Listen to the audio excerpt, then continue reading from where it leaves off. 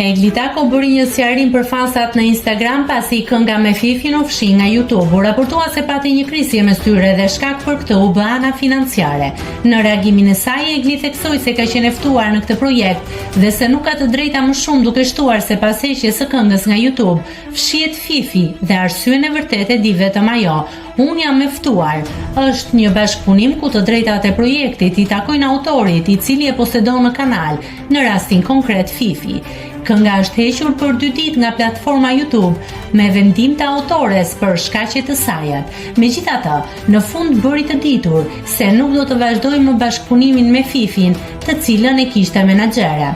Ky reagim i bër viral në rrjet ku Egli sqaron ndjekësit, duket që nuk u la pa një përgjigje nga Fifi. Kjo e fundit postoi një top në Insta Story duke lënë të kuptohet se i la stafetën Fifit duke justifikuar veten. Sidoqoftë, këngët e tyre tashmë janë rikthyer sërish në platformën YouTube.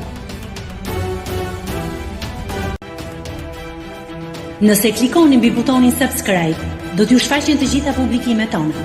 Ju ftoj t'i bëni subscribe kanalit, të pëlqeni videot dhe të lini komentin tuaj.